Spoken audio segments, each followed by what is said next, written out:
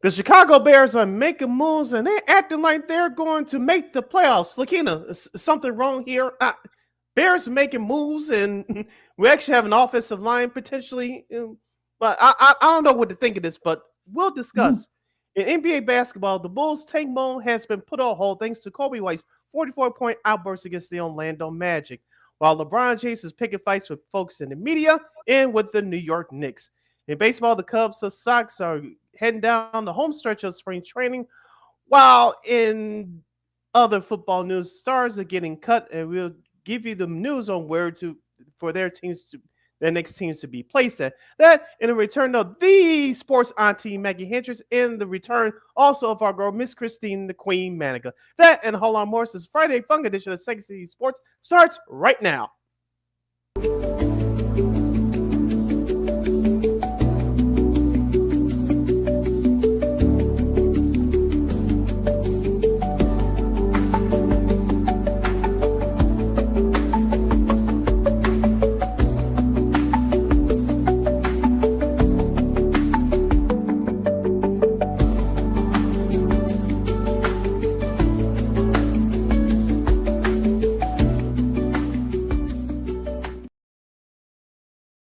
Welcome to the Friday Funk edition, the first one from the month of March of Second City Sports. You're locked and loaded and real live in the living color right here on Sports Soul Chicago, along with Miss Keena McGee, which is she. I ain't seen anybody. You better know by now that it's me. You can follow yours truly on the Twitter, X, in the IG at SidKid80. Once again, it's SidKid80. That's SIDKID80. That's SIDKID80. You follow my Keenan McGee on the Twitter, executes me on IG. Be sure to download that Sports Zone Chicago app wherever you get your apps. Please follow Sports Zone Chicago on all social media platforms on Facebook, X, Instagram, and YouTube. Please subscribe to our podcast. We are located at War Media Podcast. That's WARR Media, PODCASTS. We are on all podcast platforms, including the iHeartRadio app. And while you're at it, please give War Media a follow at WARR Media on all social media platforms, such as Facebook, X, Instagram, and YouTube. And thank you very much in advance for your support. Like, share, subscribe, and tell your friends. We are unapologetically fun, and we have very definite opinions. If you have any definite opinion during our 2-hour extravaganza we call a sports talk radio show, you can definitely hit us up at Sports Zone Chicago's Facebook page or Sports Zone Chicago on YouTube. Type in those questions or comments to the comment section of the keynote and get the up on the screen for you. But you decide to troll, indoor, do something silly, dumb, or stupid, I forget leaving the keynote full powers to give you dumbos to Bill and Beer Boot. Toodles. But before we begin, before we remind you, shout out to the replay game. You're catching us on the replay right now, or you watching us live on our YouTube and Facebook pages. Whether it's we talking sports, entertainment, and more, don't you never, ever, ever get on motto. And you know we will provide. It will remind you of some of the best here on Second City Sports, of course. It's the returns, if you will, as Sid said. The return of our sports auntie, Miss Maggie Hendricks, will join us about 1:15 to talk Bears moves and even her new gig covering women's hoops. Also, of course, another return. Our girl Christine Mack from KXRB will join us. She's just a fair warning. She's a little bit under the weather, so but she's playing hurt. So, but we're happy have her on as usual and to talk about some of the latest sports headlines. You got conference tournaments and men's and women's in full swing as some of the bigger conferences on the men's side are winding down their regular seasons. NBA and a lot of silliness. I don't even want to talk about that. But stuff I do want to talk about is the Bears, Sid, and the Bears I've already made some moves, and I guess look. I mean, if you want to kind of look at this as sort of like they're sort of the way they're kind of talking, the way they're sort of like, doing the whole, like some of these moves so far is they want to, they're kind of in win now mode. I guess if you want to, I don't know if you want to say they're in win now mode, but it's interesting to kind of like how they're sort of interpreting it. But it's going to be a little bit interesting to see. We'll see what happens there. Now they make some moves for a couple of veteran offensive linemen, and I kind of have to think that it's going to get a little bit interesting here. But yeah, the Bears get former old lineman that new coach Ben Johnson played coach Jonah Johnson. Of course, he played for the Rams last year. Had a little bit of a kind of an injury he didn't play a lot during last season, but he is a very durable O line guy. But the biggest news is that they got all pro Joe Tooney. Of course, he won 6 Super Bowls with the Patriots and the Chiefs, and of course they trade for him with a fourth rounder. And Sid, it's kind of interesting. I know I'm hearing like I've heard listen to like our friends on both stations and sports stations here in Chicago. And it's just like one of those things where everyone is it depends on how you look at it. Like some people like the move, some people are saying, wait a minute, these Jackson's is about 27, so he's not old, but Tooney's in his 30s. There's a lot of wearing. He's been all but 2 games his whole career. He's a locker room guy. He's a veteran, but I don't know, Sid. What do you think of? What do you think about these moves? Couple of things here. One, GM Ryan Pauls has a plan. Looks like he's executing to perfection. We'll see how these moves work out once the season starts. And number two, the influence of new head coach Ben Johnson is all over these moves. The question is for me, are they clearly they're working talking about Johnson and Pauls, they're working in step on these moves. But how much influence does Ben Johnson have with Ryan Pauls? Is he 60-40, 70-30? 80-20, I think it'll be stretching it a little bit because, of course, Ryan Post has his own ideas as well. But in my personal opinion, it's 60-40 Ben Johnson having the influence on Ryan Post. Hey, this is the players that I like. These are the players that I need to succeed. Can you go out and get them? It looks like so far on paper they are doing that. Now, the third fact that I'm going to bring, and I heard this too on both our sports radio stations, with that 10th pick, assuming that the Bears get that center from Atlanta, in particular, Chris Dolan, which we talked about on the show a couple weeks ago, or they get another veteran center via free agency, does this mean that they'll draft Ashton Genty at number 10? Here's why I think that logic would work for Chicago, because even though this is a redevelopment year for Caleb Williams under the new head coach Ben Johnson, which running back did Detroit draft a couple years ago? Jahmyr Gibbs. And he had a good rookie year. He had a good year last year as well. For the Bears, if you don't trust DeAndre Swift, if you're trying to move him because of that contract, because he has a couple more years left, what do? Get cheaper at that spot. Draft Ashton Genty out of Boise State. I know it goes against some people's logic because we all been told that the Bears will probably go edge rusher or that stud offensive lineman at number 10. But if this sets up for them to, with all these free agent moves for to former offensive linemen to draft Ashton Genty, I wouldn't have a problem with it. You listen to Second City Sports on Sports in Chicago. Keenan McGee sitting around with you. I think for me, I think this is all like, okay, look, I get it. You're trying to look. I'm sure that especially with the Jackson move and even with this move with Tunney, I'm sure that Ben Johnson's fingerprints are as much, if not all, over this. But like I said, I have to see it on the field. Look, I know I've heard folks say, well, this means that they're in win now. Well, you thought they were in win now this past season. We saw what happened. So I'm in Missouri. I'm in show me mode. Like, look, are you going to play Tunney out of his position because he's a guard? Now I know that Jackson was versatile. I think he played in multiple spots last year. We know Tunney, you probably say he was kind of the MVP for the Chiefs because he probably say he's the reason why one of the reasons why the Chiefs were able to even got to the Super Bowl and kind of kept those deficiencies kind of like at bay until, of course, when they played Philadelphia a few weeks ago. Now again, the Genty thing, I think they see him as another Jahmyr Gibbs type, but again, this is a whole different animal. You want to build that offense through Detroit? Well, look, people know or have video of Detroit and those that offense. So, and unfortunately, we saw what happened in the divisional round game against Washington. It really didn't do too much. So, I think for me, it's just like I'm kind of like in show me mode. Like I said, I don't care if you win the offseason, you got to win on the field. We get boast about it, through until training camp, but unless you show it on the field, look, these moves are on paper look good, but unless I actually see it, in action, that's all it is. It's on paper. Yeah, with this Joe Tooney move, I like this move because he only has a couple of years left, and that's if he stays healthy. He brings that veteran leadership to the locker room, which this Bears team desperately needs. Because what did we say all last year, Lakina? Where's when all this stuff was going down after the Washington game, after the Arizona game, with the 2 blocked field goals against Minnesota in Green Bay, if my memory serves correctly. And then, of Mhm. course, the crap fell flat on the floor at Detroit on Thanksgiving Day. There was no veteran leadership in the locker room. I think Joe Tooney helps with that. I'm sure there'll be other veterans that'll be brought in to set that culture in that locker room. From that standpoint, I like this move.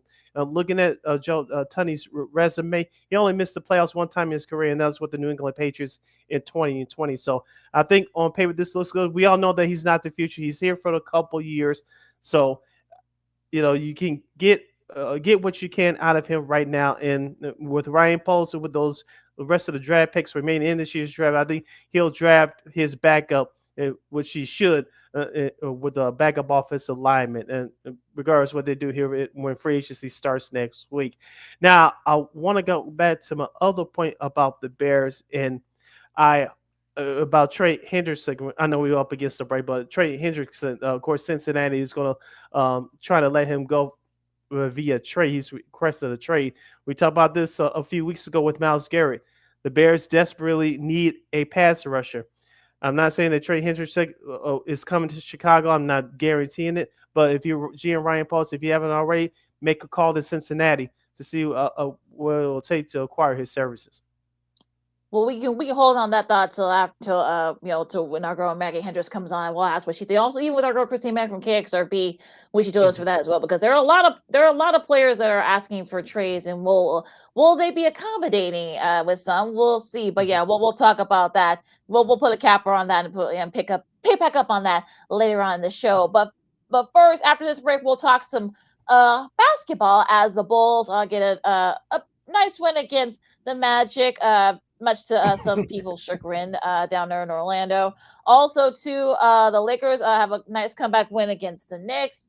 More comebacks also, too, for the Cavs as well. Now, I don't want to get into the whole thing with Stephen A. Smith and LeBron. I think that thing was stupid as hell. But we'll stick with stuff that's on the Get out of my face. On the court, another stuff coming up next. Lakita McKee, Cindy Brown, Second City Sports on Sports in Chicago. NBA talk coming up right after this. This year, my mom got me the perfect bag for back to school. These colorful binders help me stay organized. These headphones are just what I need for studying. These new sneakers are just what I need for the new year. This jacket is a real must-have. My parents got me the skateboard I wanted. It's pretty cool. These scissors really come in handy in art class. These colored pencils, too. These new socks, they can be a real lifesaver.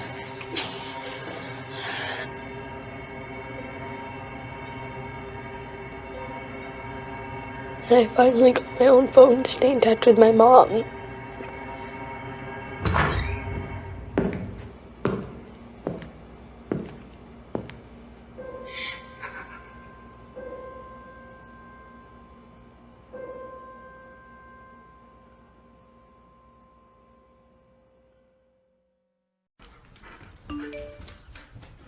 Trisha's having a sleepover tonight. Can I go? I wonder about Lucy's friends. What should I say? I know you're only 10, but one of these days a friend will offer you a drink.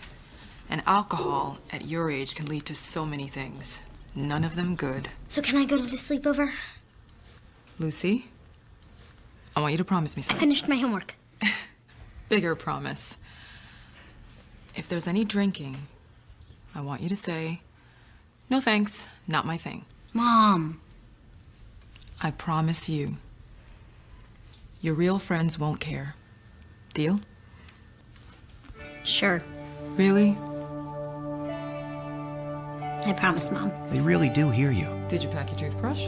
For tips on how to start the talk, visit underagedrinking.samhsa.gov. A public service message from the Substance Abuse and Mental Health Services Administration.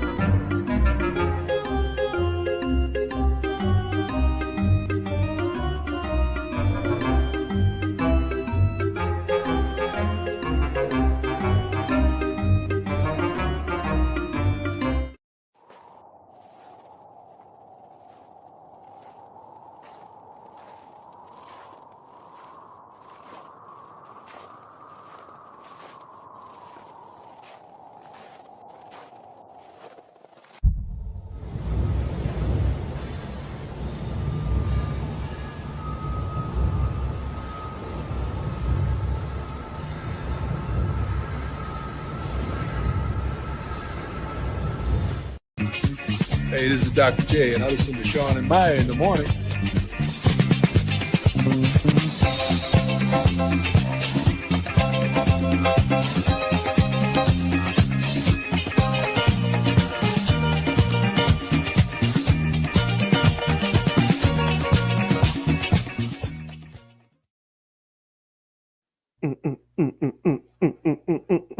Welcome back to the Friday Fun edition of Second City Sports, the first Friday show for the month of March on Second City Sports. You're locked and loaded and live in living color right here on Sports Zone Chicago. Sid Lakina here with you. If you want to get at me via these social media streets, you can do so at SidKid80. Once again, that's SidKid. That's SI80. You can follow my Kenny McGee on the Twitter, Executors can get the IG.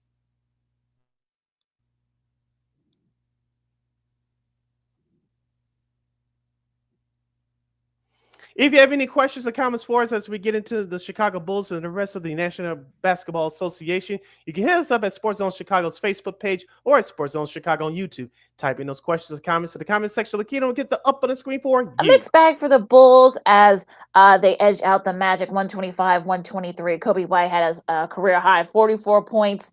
For them, it was kind of back and forth throughout, and Coby made some big shots late, and then of course, look, I get it. And on Tuesday, they were up against the Cavs, but of course it was a perfect tank loss. But a big second half by the Cavs, led by Donovan Mitchell's 28, as the Cavs beat the Bulls. They pulled away from them by 22 points. So kind of like I said, a mixed bag, as this is a theme here for the Bulls. So. But again, I think at this point of the season, you're kind of like in that mode where they probably going to sneak into the play-in, because we know that the Sixers and the Nets are not, they're tanking, and we know the Magic are now tanking too with all their injury issues. So yeah, unfortunately, this is sort of like this is what NBA hell gets you, I guess. Yeah, and for the Chicago Bulls, as we asked this question for the 2000th time, pick a lane and stick to it. We'll see what they do. I'm talking about with AK and GM Mark Eversley and during this offseason. But for me, it's about looking at some of the young guys on this Bulls team, like Josh Giddey. He missed a triple-double by 1 assist. He had 9 assists along with 13 rebounds and 19 points last night to help alongside Coby White. Trey Jones was in the starting lineup last night. He added 20 points for the Chicago Bulls. Of course, off the bench, my guy Jalen Smith only had 3 points, but he had 9 big rebounds. So for this Bulls team, I'm looking at individual young players who's going to be a part of this core. I know you have Kevin Huerter, who had a nice game off the bench last night. Zach Collins struggled, but he's been performing well in the Bulls uniform ever since that Zach LaVine trade happened almost exactly a month ago now. So the Bulls have some pieces. The question is, which pieces are going to be a part of this core for the future as the Bulls moving forward. And Matas Buzelis, I know he struggled again last night, but you could tell that we said this at the beginning of the season, Lakina. He has the confidence of a superstar, but it's going to take time for his game to develop, and you could see that he's starting to improve on some increments. But we'll see I believe with 22 games remaining now, if my math is correct, we'll see if he could take another big jump between now and the end of the season. They play Miami tomorrow, and it's good, interesting because Miami is like right there in that 7th spot. So right now, I think if you're the Bulls, I think, look, you want to kind of see if, like you said, if see if this is these are what pieces you want. I mean, we know Iowa. Well, that whole thing with Iowa, we'll talk about that in a minute. But it's just like but. Again, look, Kobe's looked really good. He's been playing better lately. You kind of wish he had a better year, but he's had a better season so far. But he is playing better. Buzelis is playing very good too. So it's going to be one of those things where you're kind of like, okay, who do you want to build around? I think that's going to be the thing. Now, if you want to tear it down to studs, I don't know if we're going to be able to get away with that, because you'll probably be in purgatory like Orlando was for almost a decade. So you kind of have to wonder, like, okay, do you trust AK and Eversley to make those moves when those moves come after the season? But yeah, I think that the pieces are there. You just got to try to build on that, and I think that's going to be another thing that's going to be hindering on AK and Eversley and even the Bulls management. Yeah, and also to pay attention to these other two young players, Dalen Terry and Julian Phillips. We'll see how much playing time these two guys get between now and the end of the season because you got to find out if they could play in this league or not. And with the injuries to Iota, Sumo, as you mentioned, Lonzo Ball and Nikolai Vucevic, those two players also had to get significant playing time to see if they're part of this core going forward for the future. Now, all right. So, you listen to Second City Sports on Sports Zone Chicago. Lakina McGee, Sneak around with you now. The IO thing is really, it's really kind of like it's definitely off-putting because when you hear this, when you read the story, and of course our buddies over at CHGO, Big Dave Watson and Matt Pack and Will Gottlieb, they talked about it. Apparently, IO's been playing with a shoulder injury for like the last 2 or 3 months, and I guess there was like a it was a tendon that torn, and I guess they didn't know it until they went back in and did an X-ray. So this is one of the reasons why that the Bulls training staff is probably the one of the worst, if not the worst, in the league. You let a guy basically play on one shoulder for like almost 3 months. Like seriously, I mean, it's just like, come on, this is inexcusable, and yeah, that whole training staff of the Bulls needs to be fired. And let's be real here, Lakina. The Bulls have had recent history over the last 20 to 25 years of injuries. Remember what happened with Derrick Rose? I know most of that was on him. He wasn't ready emotionally to come back, but we all know the circumstances around it, both his and knee injuries.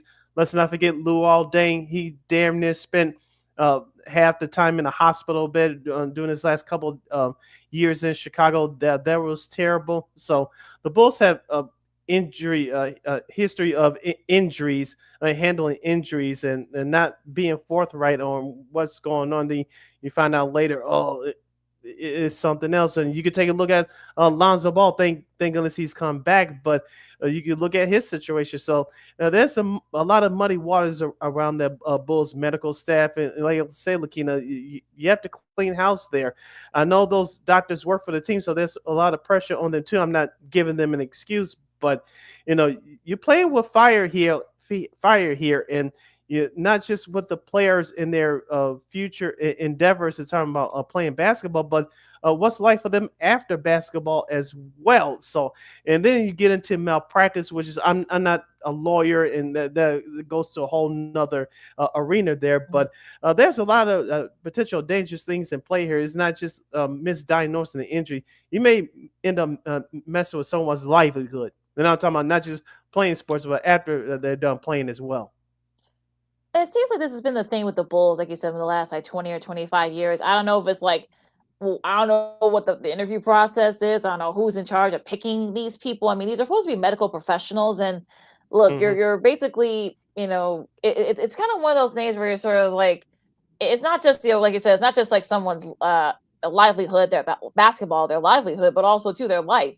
I mean, what if this had not been discovered? Like, which called poor Io would be probably like over like the hunchback for the rest of his life. So it's sort of one of those things where you're just like, look, Michael Reinsdorf, I know this is on you. I mean, this has nothing to do with AK and Everest and what they do. This is you. This is on your watch. So you need to maybe have to wipe the slate clean and start over and find some professionals that are actually good at their jobs. Yeah, I couldn't agree with you more. And like you said, the Bulls have more problems than whether they wanted to admit publicly, not just on the court, but off the court as well. And those things have to be addressed. And we talk about this since this will be NFL free agency next week. I'm just using that as a template example. But when players are shopping around when they're free agents, they don't just take a look at the teams. Can I get playing time here, when? But if they have families, will the organization support them? If I have an injury, do they have the best doctors to take care of me? Do they have the best facilities? All the other all those other necessities besides having a great team on the court goes into the decision. And when stories coming out like this, I know there's been a recent bias in history, negative history about Chicago not attracting strong free agents. Hear another story like this just makes those folklore stories even more true, putting it out there. Yep. So let's get off this topic. I know we're both getting a little bit Yeah. emotional here, but yeah, let's get some actual stuff on the court. As the This is last night's the nightcap of last night's lineup in the NBA yesterday. The Lakers came back to beat the Knicks 113-109 in overtime. Luka had 32 points. The Lakers were down by as much as 12 in the third quarter. They were able to come back. Started off. LeBron. I won't look. I'm not gonna get into the whole thing with LeBron and Stephen A. I think look, if you want to, we're not that kind of show. So if you want to do that, you can go on first take with that. But Luka had 32 points, 12 assists. LeBron had 34 and 12 boards. But Gabe Vincent hit some big threes. He was 4 for 4 from 3-point range. He was one of the reasons why they were able to kick off that comeback, especially in overtime. Duncan had 11 points off the bench as well. So I think if you're the Lakers, look, they've been battle tested. The Knicks, I know Jalen Brunson hurt his ankle, but it looks like it's not too serious. So hopefully that's the case. But look, if you're the Lakers on that front of it, I mean, you're going to need guys like your Gabe Vincents, your Connects, your Austin Reeves, your Dorian Finney-Smith. I mean, those guys have to step up and help out LeBron and Luka because, like I said, LeBron is 40 now, so we know he's probably going to be taking some games off, and especially these last few days of the season. They're number 2 seed right now, so if you're the Lakers, you want to try to get those guys to kind of get the confidence going and be kind of like help out Luka and LeBron when they need to. Yeah, as we said it 1,000 times, we'll say it 1,000 more. LeBron James cannot do this every night at his age of 40. He wants to be the facilitator. He accepted this role, and it's all about Luka and, like you said, all the supporting cast following him afterwards. But did you get the sense last night, Lakina, even though before the Lakers took that lead in the fourth quarter, they last led 32-30 in the first quarter, I believe. Yep.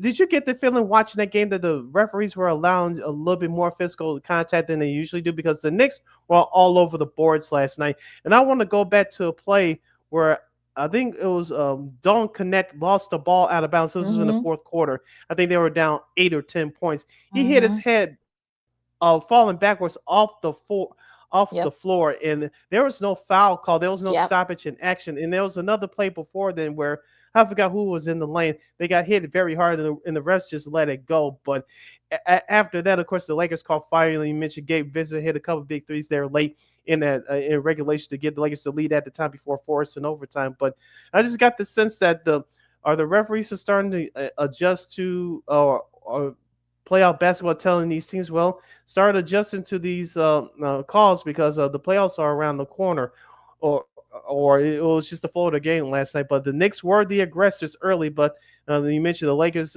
got hot at the right time and overtook the Knicks in overtime. Let's be honest here, the Knicks should have won that game last night the way they were playing.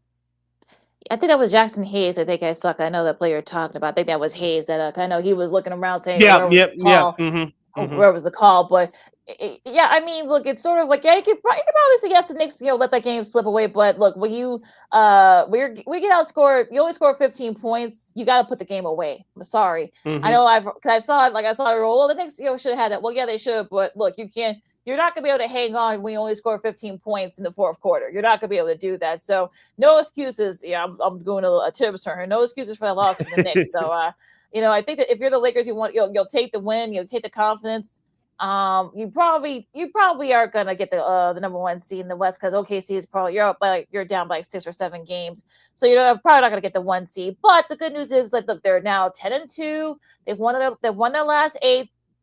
Since the Luka trade, so hopefully they can get better. Of course, some guy you got to have a third guy. That third guy has to step up to help out Luka and LeBron when needed.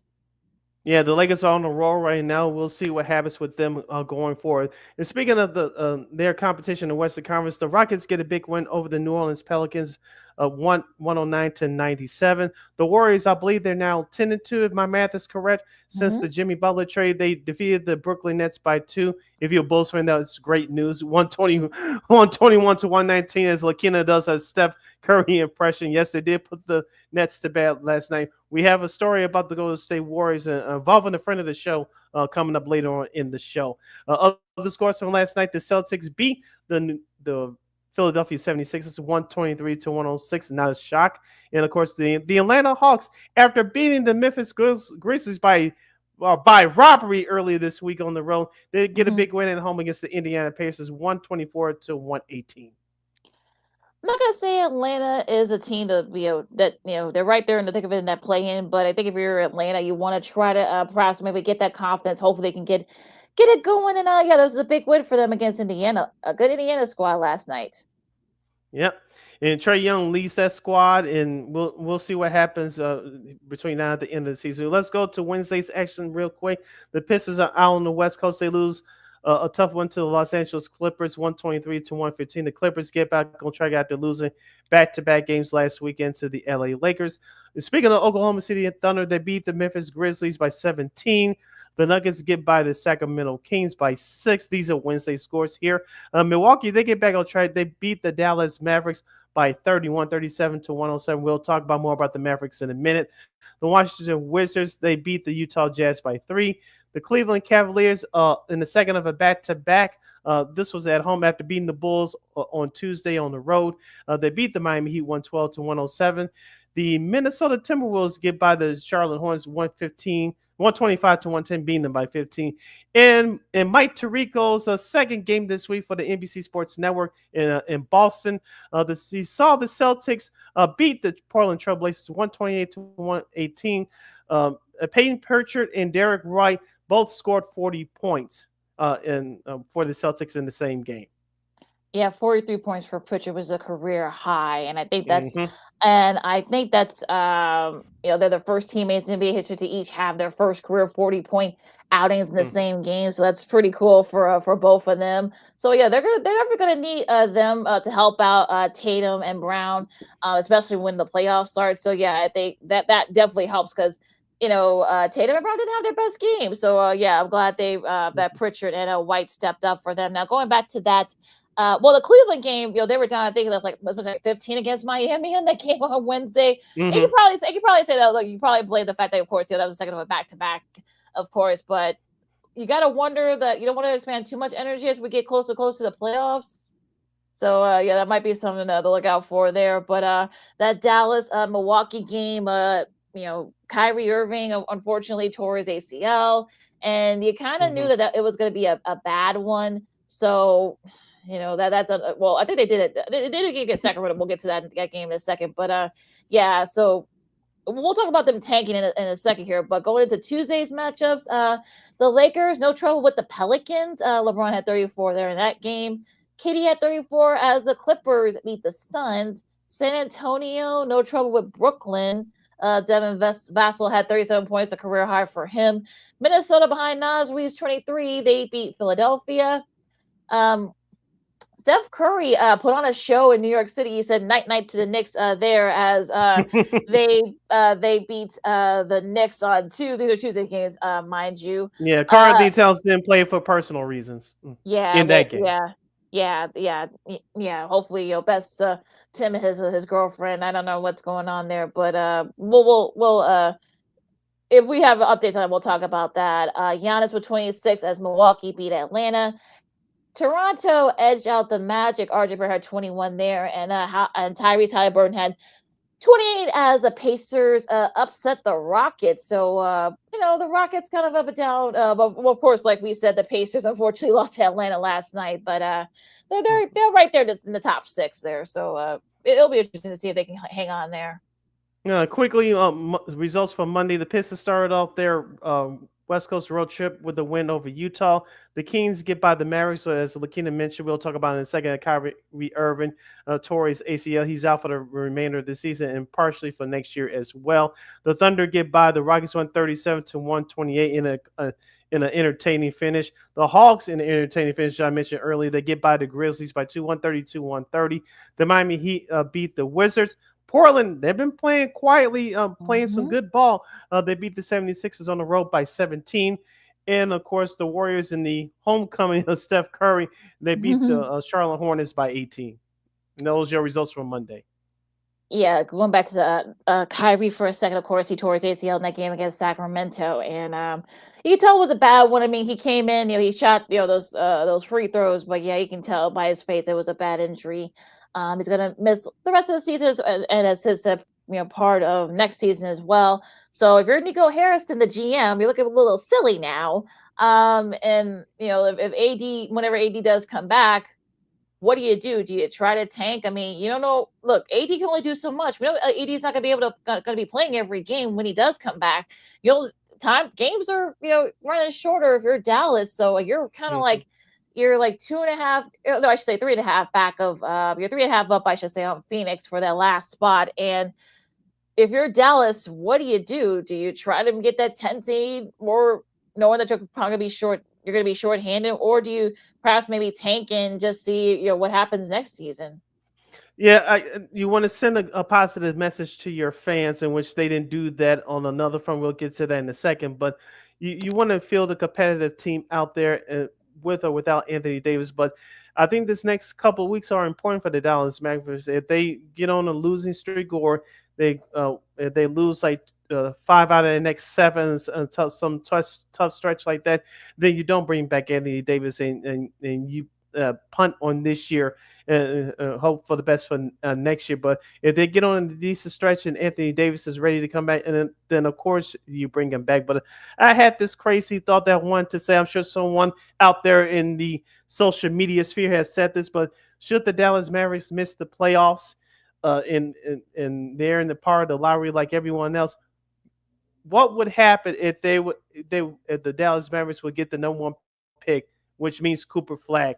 And the reason why I say that is because after that Kyrie injury the other day, the Dallas Mavericks announced that the season tickets will go up 8.6% next year. Of course, the fans are already upset that you traded Luka Doncic. Now you're going to raise ticket prices for next year. Let's just say the Dallas Mavericks missed the playoffs for some strange reason. They get the #1 pick, which means Cooper Flag. Do you think the fans will be complaining about ticket prices then? No. I'm just saying.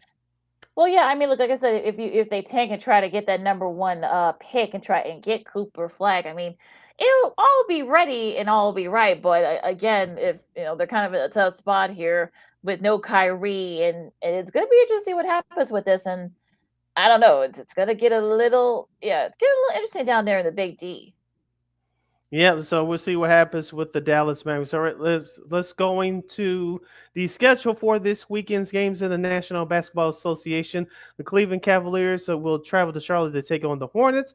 The Utah Jazz will start their East Coast road trip. They'll take on the Toronto Raptors. Excuse me. The first game of the ESPN Friday night doubleheader tonight will have the aforementioned Dallas Mavericks. They'll host the Memphis Grizzlies at 6:30. Other games to follow tonight: Minnesota at Miami. The Portland Trail Blazers will continue the East Coast road trip. They'll take on the OKC Thunder. The second game of the ESPN Friday night doubleheader will have the Phoenix Suns and the Denver Nuggets. That should be entertaining run. Wherever the over-under total is, you take the over. Free plug. And that's at 9 o'clock. The over-under total is 238 points combined. So I think they'll go over that total. The rest of the schedule for tonight: San Antonio and Sacramento. And the New York Knicks will continue their West Coast road trip on a back-to-back. This time they'll play the Clippers at the new Intuit Dome. All right, Saturday's matchups tomorrow. You got Brooklyn and Charlotte, New Orleans and Houston. The battle of two up and comers. Indiana and Atlanta, Washington and Toronto. As I said, the Bulls continue their Florida trip as they go to South Beach this time, a little further south, as they face Miami, Orlando and Milwaukee. And the ABC game of the week from way back in the day in the 70s. Could this be an NBA Finals preview? Maybe. You got the Lakers and the Celtics. That should be a good one at 7:30. Golden State, they're back at home, and they face Detroit, who continues their West Coast trip, and that's your schedule for Saturday. And real quick with that Pistons and Warriors game on Saturday, this will be, I believe, the third year in a row that the Warriors will have an all-female broadcasting team for NBC Sports Bay Area. Shout out to a good friend of the show from the Big Ten Network, hometown girl, Miss Kylie Mills. She'll be a part of that broadcast. Yay! And so for those of you that NBA League Pass, please go check it out. We're going to check it out tomorrow. Hopefully you guys will do so as well. Your schedule for Sunday looks like this. The ABC Sunday doubleheader looks like this. It starts out with Denver at OKC. That's at high noon, followed by Dallas hosting Phoenix. Your rest of the schedule for Sunday looks like this. Memphis will go to New Orleans. Utah will continue the East Coast road trip. They'll take on Philadelphia. The nightcap on ESPN will have Cleveland and Milwaukee. That should be an entertaining one. San Antonio and Minnesota. Detroit will continue their West Coast trip. They'll take on the Blazers. There'll be a sneaky good game, I'm telling you. And, of course, you have the Kings and the Clippers. That's your schedule for Sunday. That's your schedule for this weekend in the NBA. Hour number 1 in the books. Hour number 2 coming up here on Second City Sports. On Sports of Chicago, our girl Maggie Hendricks will join us to talk Bears and women's college hoops as they're doing their big conferences are going on right now as we speak. So are the men, as even the bigger conferences, they're getting ready. They'll finish up their regular season, and of course we got also March Madness starting over there as well. And our girl Christy Mann from KXRB will join us to talk. Of course, Bears moves and will more NFL veterans be on the move? That and so much more. Lakina McGee, Cindy Brown, Second City Sports on Sports of Chicago. College hoops and Maggie Hendricks. Maggie Hendricks coming up right after this. No, I don't know though. I'm scared. I mean, you're so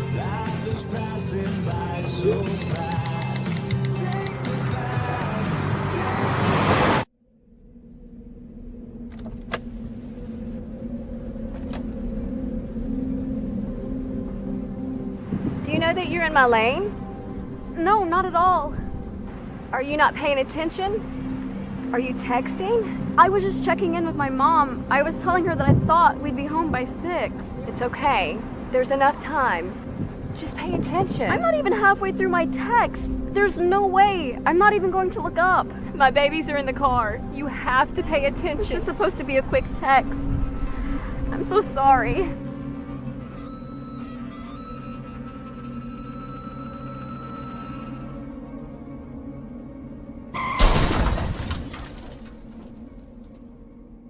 Hi, I'm Tom Brady, the director of DODEA. September is National Suicide Prevention and Awareness Month. The simple act of reaching out and caring for those in our communities is something we all can do. Just being there for someone you care about can be a tremendous first step in getting them access to confidential resources and support that they need. It only takes one person and one small act and 1 minute to make a difference. Let's make a difference.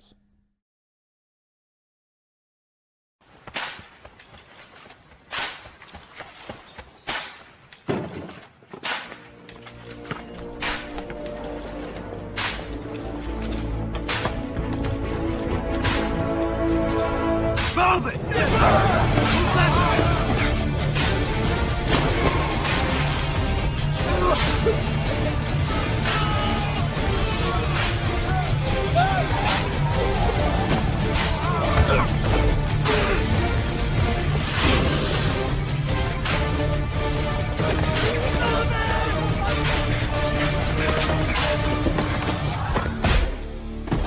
Many will hear the calling. Few will earn the title. United States Marine. The few, the proud, the Marines.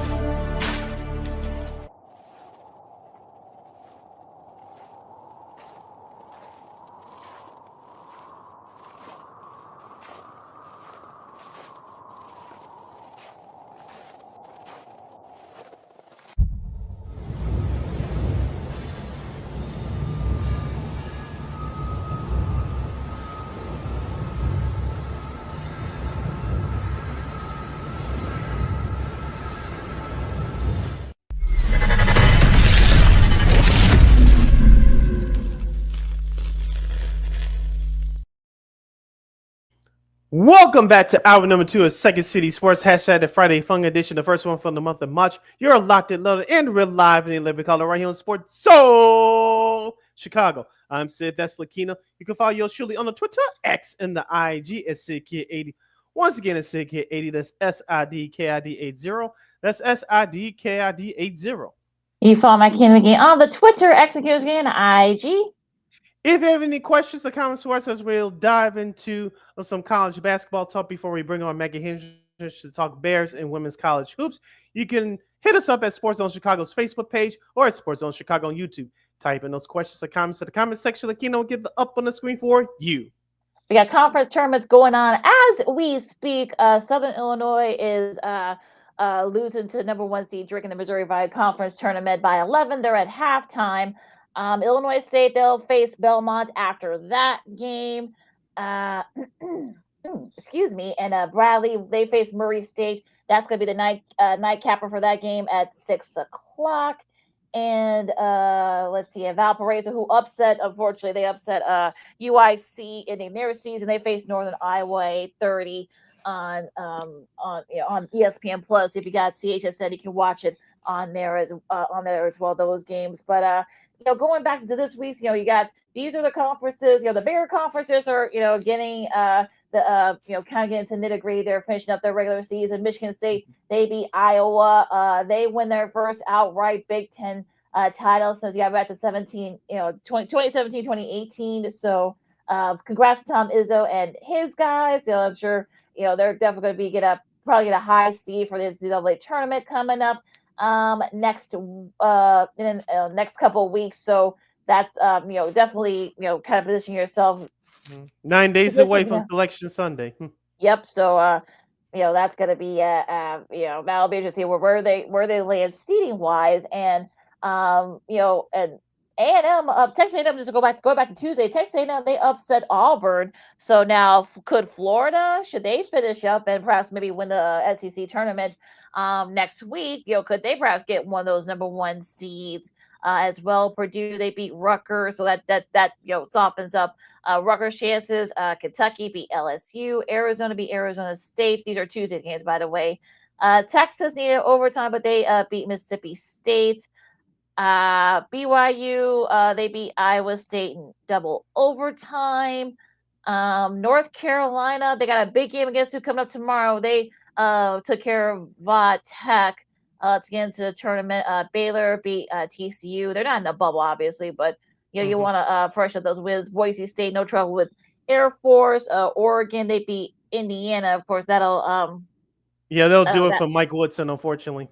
Probably, and also this might do it for Fred Hoiberg and his Cornhuskers. They lose a tough one to Ohio State in double overtime on Tuesday. Yeah, important couple of games to pass along from Wednesday. Ole Miss upset number 4 Tennessee 78-76 in a classic finish. Florida and Alabama. I think we said on the show on Monday this could be a track meet game. Well, it was. Florida outlasted Alabama by 5, 99-94. I think those two teams will meet again coming up in next week's SEC tournament, so be on the lookout for that. Texas Tech get by Colorado. Clemson, quietly the number 11 team in the nation. They get it done beating Boston College by 9. Wisconsin, after losing to Michigan State on the road last Sunday afternoon, to get a big win at Minnesota, beating the Golden Gophers 74-67. In Michigan, they losing to Illinois. Well, it's not a fluke, folks. They lose their second straight home game, losing to Maryland 71-65. Maryland could be one of those sneaky teams come tournament time. We'll see what happens with that. And Oklahoma gets an important win over number 15 Missouri, 96-84. Yeah, that gets them right there into that first four outline. If you believe all the the Jerry Palms and the Joe Lenardis, they kind of have them right in that edge of being the last four into the last four out. So they're kind of right in that line there. They probably may have to win a couple of games in the Big 12 tournament. We'll see. UConn beat Marquette. That's their fourth straight win against Marquette. And DePaul, they get their second win of the Big East play. They beat Providence 80-77.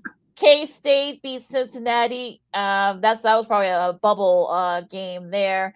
USC beat Washington, freshen up their chances. Notre Dame edged out Stanford.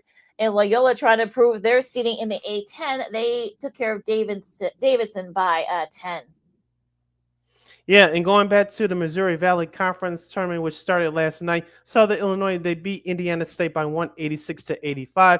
Illinois State dominating Missouri State 70-54. And shout out to our guy Jay Hood from ESPN 1000 in Chicago. Fortunately, his trip in St. Louis was a short stay.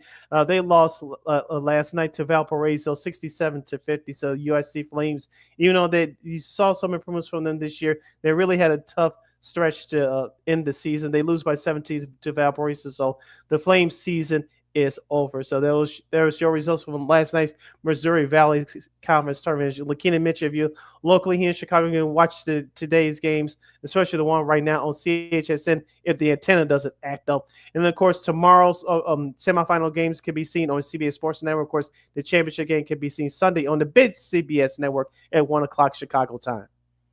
Got a couple. I already got some conference tournaments going on. Right. Well, first off, Purdue and Illinois, they play each other tonight at 7 o'clock. That's gonna be on the Big Fox network. So, excuse me, Illinois trying to improve their chances, perhaps maybe their seeding. Excuse me, as well as Purdue. I'm getting speechless. I'm getting all choked up here talking about this game. These two teams always play each other, so it's gonna be interesting to see what happens with that. Now, the Ohio Valley Conference tournament's going on right now. So some of the top, the semifinals, you got Southwest Missouri State and Little Rock. That's gonna be at 7 o'clock on ESPNU. And the second half of that semifinal, you get Tennessee State and SIU Edwardsville. That'll be at 9:30 on ESPNU. San Diego Loyola Marymount. That's gonna be at 10:30. Colorado State and Boise State, they face you on FS1.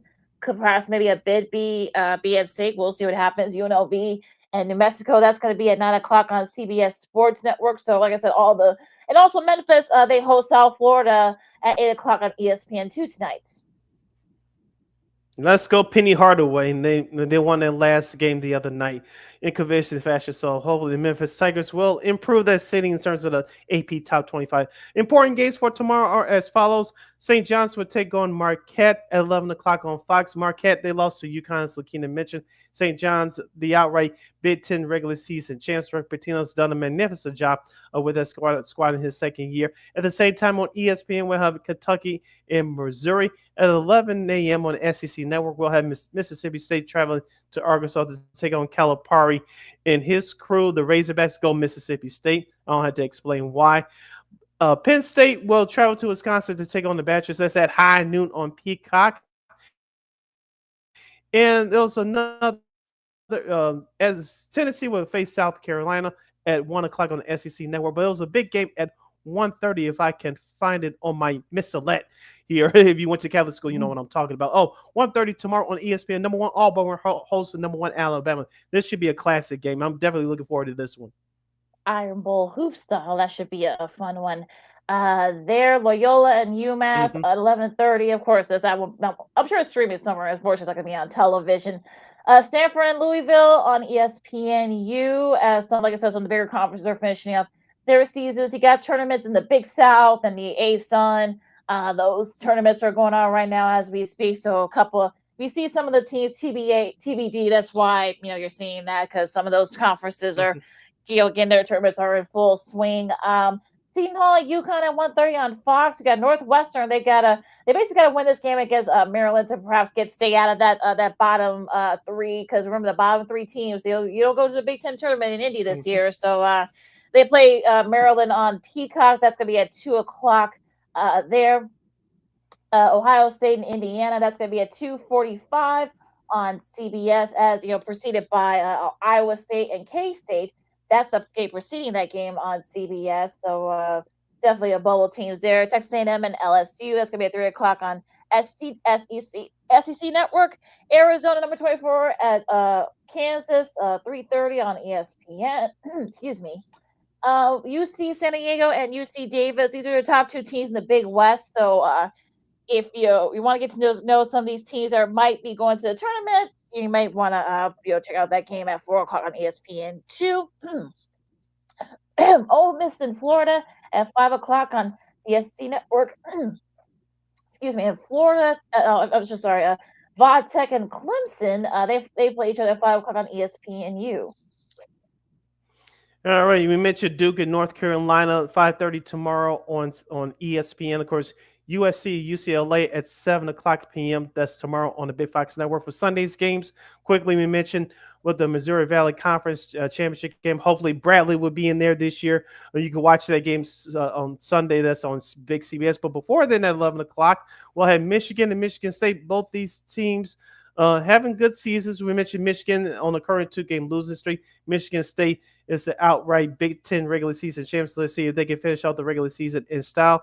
Also, at 11:30 a.m. on Fox for Sunday, Iowa will face Nebraska. Nebraska, you mentioned Fred Hoiberg. This could be his last hurrah as far as getting into the NCAA tournament. They need a big win against the struggling Iowa squad.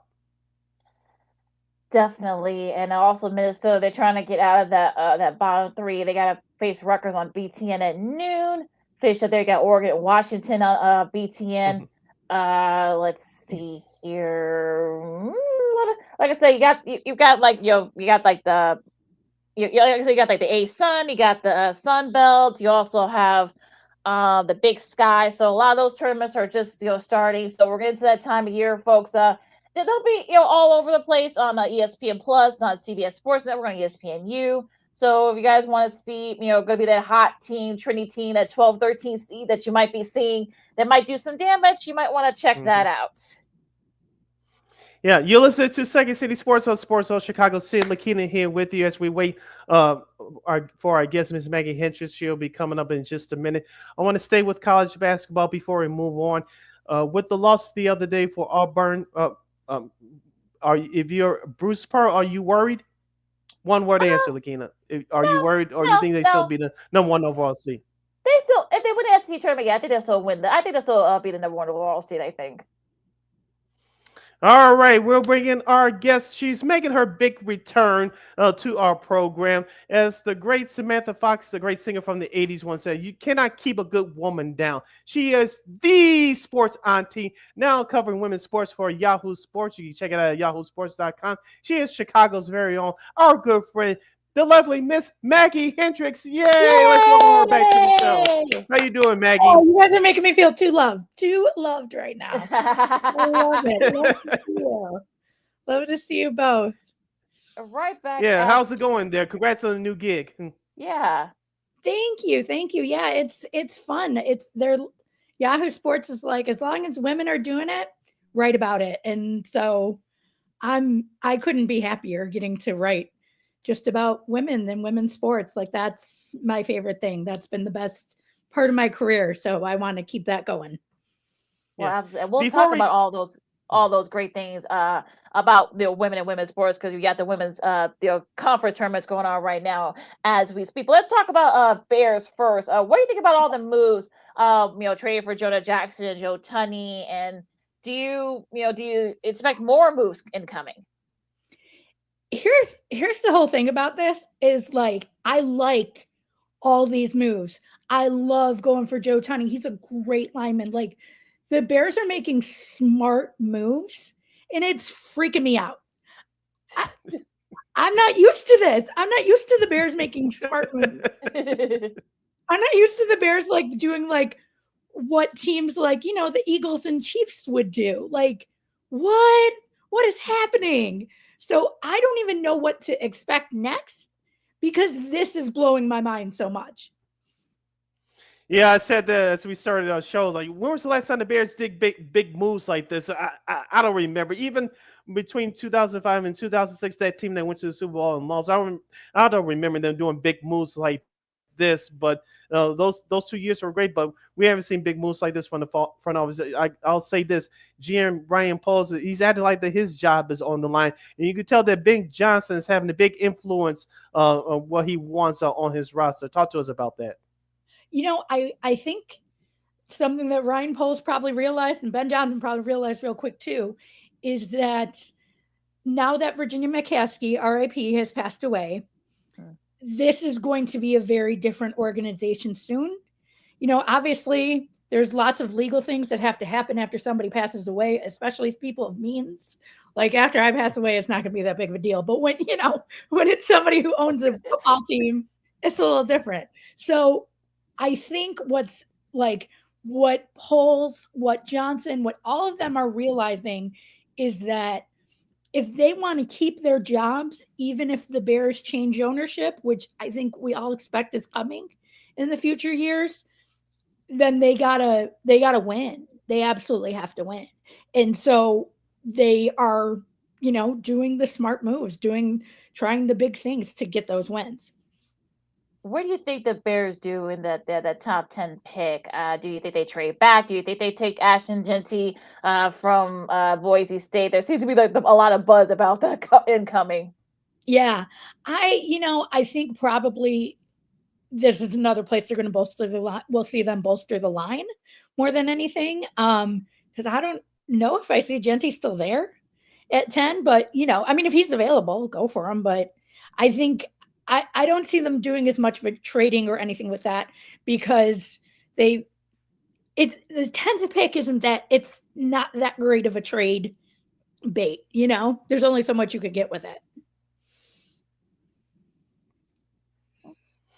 Yeah, we all know that the Bears, one of their other biggest needs is a pass rusher to go opposite Montez Sweat, who really struggled last year. Even though he led the team with 5.5 sacks. We all know that Myles Garrett from the Cleveland Browns has requested a trade. Now add Trey Hendrick's name from the Cincinnati Bengals to that list of requesting a trade as well. If you're GM Ryan Poles, do you at least make a call to Cincinnati to see what it's going to take to acquire his services, assuming they don't pick one up in free agency here when it starts next week? I feel like you have to at least make the call. It would be malpractice in your job to not make the call and see what it takes, especially because you wouldn't be you're not signing Myles Garrett for life. You don't have to have that big salary for life, and Caleb Williams is still on a rookie contract, so he's not that expensive right now. So like the timing with the contracts would work. This would be the time, and man, I think it would be fun. But also, I have to assume if I'm a player in the league, I look at all of those rankings that the Players Association does every year, right? Of all the different organizations. Bears aren't high enough on those rankings. Bears aren't regarded well enough on those rankings. And let's face it, Myles Garrett is the one in the driver's seat here. So while I would love it, and Ryan Poles absolutely should be making that call, I am not going to hold my breath, because I don't see a top trade player like Myles Garrett wanting to come to Chicago. What about Trey Hendricks? And of course, Cincinnati made it. It came out that they are going to try to take his request and trade him. Do you think? Jonathan Jones from CBS Sports said that maybe all it takes maybe is a third rounder, maybe a low second rounder. What do you think? I mean, that to me is a worthwhile. If the thought is the team can win now, then that's worthwhile, And let's face it, rookie quarterbacks, you don't know what their future is and how long it is. But Caleb Williams showed enough good stuff last year that maybe they are thinking win now with a new quarterback, or a new coach, excuse me.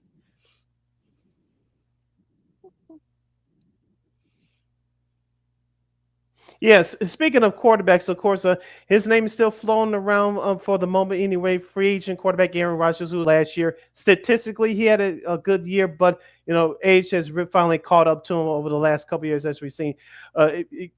As we stand here right now on March the 7th on a Friday afternoon, do you think that Aaron Rodgers will be picked up by a team, or do you think he finally says, I'm done, I'm a first ballot Hall of Famer, I'm going to quit and maybe do some YouTube or whatever, go back to his man cave? I don't know, but where do you see the future for Aaron Rodgers? His isolation pod or whatever, when he was like underground. He has such an ego on him. It's just normal for quarterbacks. I want to make that clear. Like, quarterbacks should have egos. If you're going to stand back there and throw the ball and say, I want to be that guy, you got to have an ego. Like, most of us don't have that kind of ego for a reason, But anyway, he does have an ego. I think he's going to still do one more team that he's like, oh, I can fix him. I can save that team. And, the Giants seem like a good fit for that particular thing. It'll give the Giants fans something to, like, they'll feel just as bad as Jets fans. So that'll be an interesting dynamic to watch from the outside. I think we'll probably see him try one more, and then maybe he'll be done. But of course, it'll be everybody else's fault when he is done. Talking to our buddy, Miss Maggie Hendricks from Yahoo Sports here on Second City Sports on Sports Chicago. Lakina McGee, Cindy Brown with you.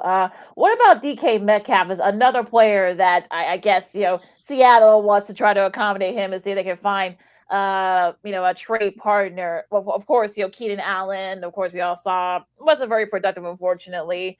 What about DK Metcalf? I'm already seeing like some Bears fans, imagining. Him getting passes from Caleb Williams. What do you think? Maybe how about a DK Metcalf to the Bears, Maggie? I mean, I've had a crush on DK Metcalf for a long time, so I wouldn't mind, just getting to see him more often. We're being straight honest. But I think what DK Metcalf wants to get into a plug and play situation where he is going to win a championship. And that Chicago isn't that clear plug and play situation. I don't think he wants to have to shepherd a second year quarterback the same way, he wants to win. That's why he wants to get traded. I mean, Seattle's a lovely place to live. I wouldn't want to be traded from there, but if you want to win now, then yeah, you got to get out of Seattle. Mm-hmm. Let's switch over to the rest of the Chicago sports scene. We won't talk about the Bulls or the Blackhawks. I know I don't have here. If I did, I'll be pulling it out right now. But I couldn't tell you anything about them if I wanted to because I can't see them. They're not on my. There you go. There you go. Speaking of the, yeah. Speaking of a team that you can watch and another team you can and one you cannot watch, and I think it's a good thing for some sports fans in Chicago. Of course, my White Sox, of course, you can't watch them if you don't have a good signal of an antenna. But I'll go to, I know you're a Cubs fan. I know many people had them winning the division, winning 90 games. I know they'll start in Japan in less than 2 weeks against the Dodgers. Everybody else, they start in 20 days. But what is your outlook for the Cubs this year? GM Jed Hoyer, he's on his last legs as far as contract is concerned as a GM. He made all these moves during the offseason with Kyle Tucker to solidify that lineup. What is your outlook for the Northsiders this year? Man, Jed Hoyer sure seems frustrated, doesn't he?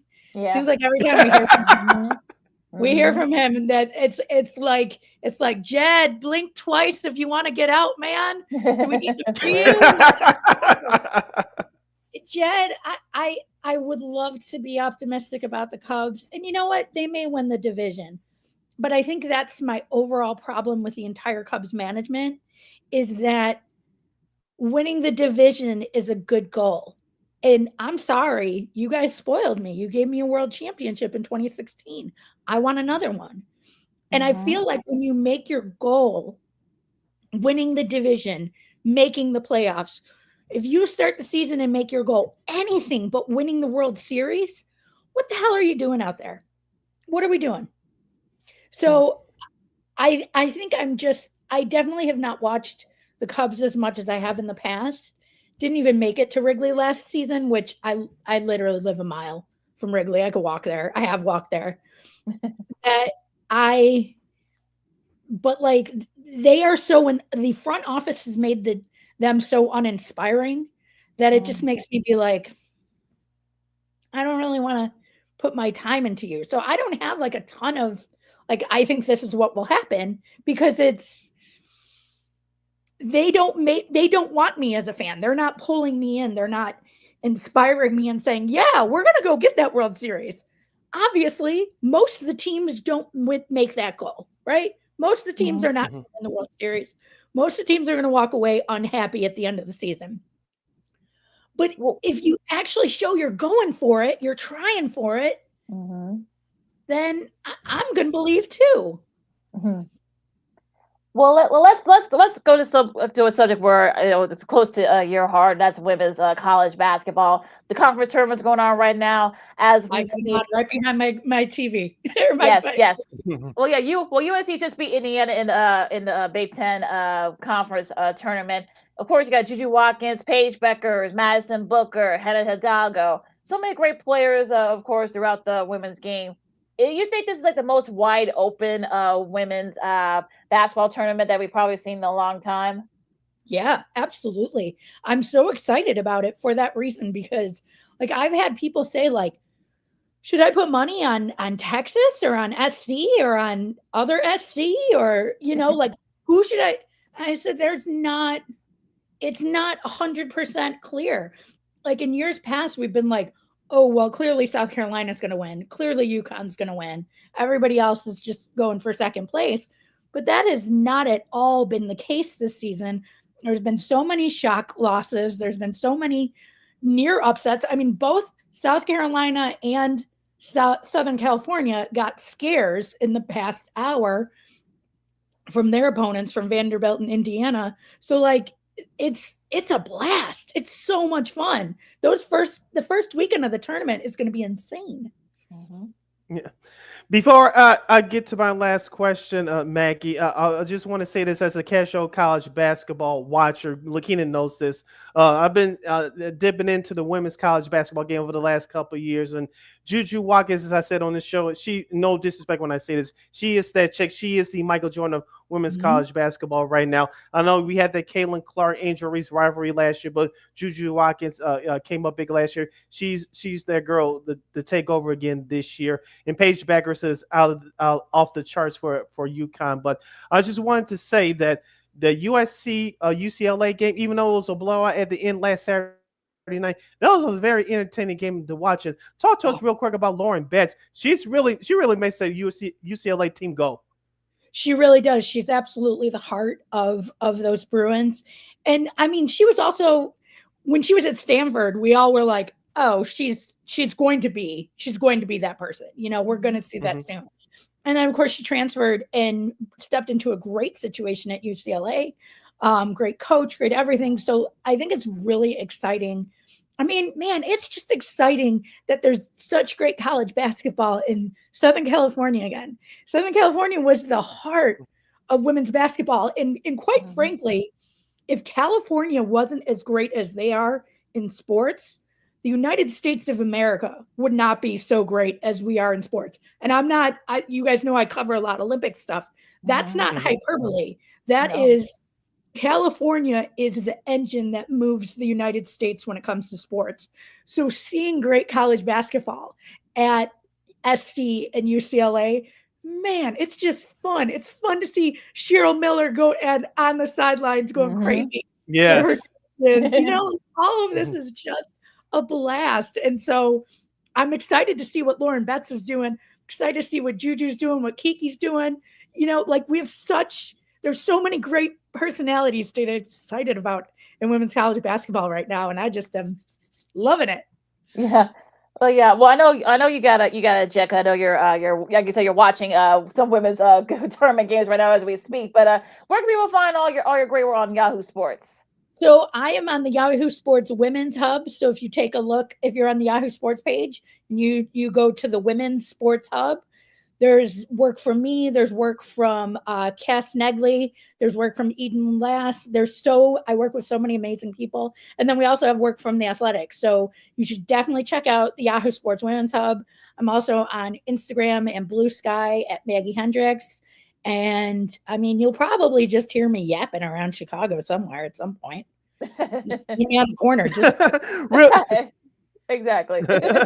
We love it. We love it, Maggie. Real quick, 30 seconds. Of course, I'm a White Sox season ticket holder. I know you said the Cubs don't give you much inspiration to attend their games this year, but I work with a couple of White Sox fan groups called Section 108 in the Chicago Sports Funds. They do a tailgate at Lafayette Sox Park once a month. I don't know how much you're gonna be hanging around Chicago this summer, but if you have the time during the summertime in Chicago, we would like to invite you to a tailgate on the South Side. If you and your husband have the time. You know, we will try to make it happen because I love going to Sox games. I don't love the White Sox. Okay. And my grandma would rise from the grave and murder me if I ever said I'd like it.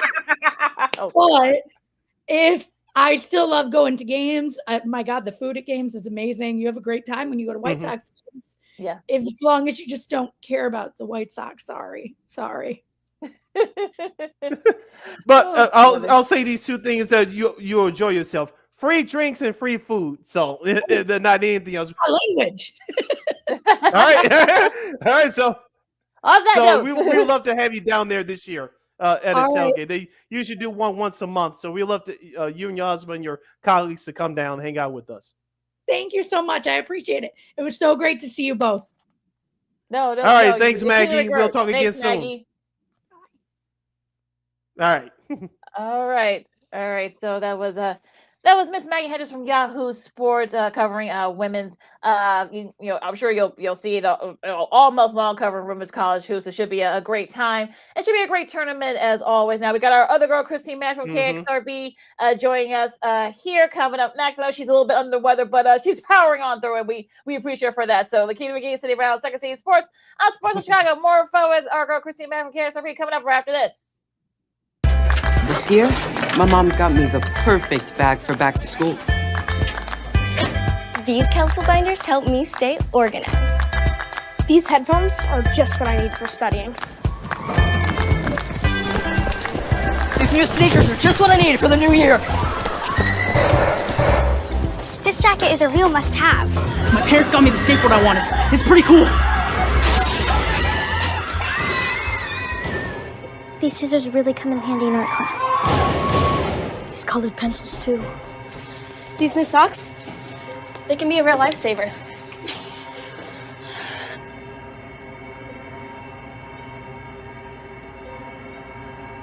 I finally got my own phone to stay in touch with my mom.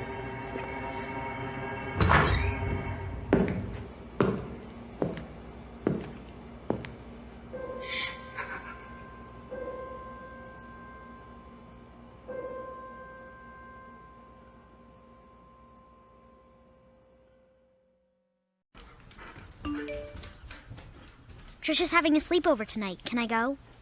I wonder about Lucy's friends. What should I say? One of these days, a friend will offer you a drink. And alcohol at your age can lead to so many things. None of them good. So can I go to the sleepover? Lucy, I want you to promise me I something. finished my homework. Bigger promise. If there's any drinking, I want you to say, "No thanks, not my thing." Mom. I promise you. Your real friends won't care. Deal? Sure. Really? I promise, Mom. They really do hear you. Did you pack your toothbrush? For tips on how to start the talk, visit underagedrinking.samhsa.gov, a public service message from the Substance Abuse and Mental Health Services Administration.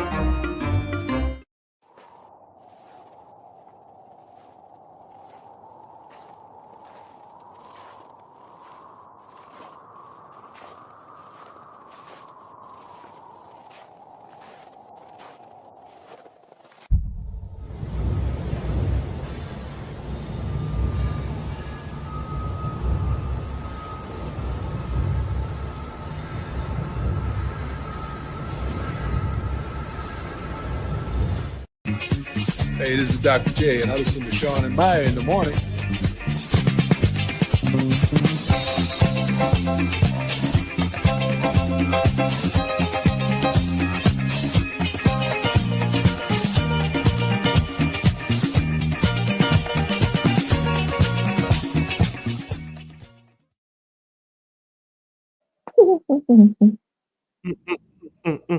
Welcome back to Second City Sports with the hashtag Friday Fun Edition, the first one for the month of March. You're locked and loaded, and we're live in living color right here on Sports Zone Chicago. Sid Lakina here kicking it with you. This is our last break of the show for today and for the week. So if you before you hit that like and subscribe button on our YouTube and Facebook pages, you can follow yours truly on the Twitter, X, and the IG at SidKid80. Once again, it's SidKid80. That's SIDKID80. That's SIDKID80.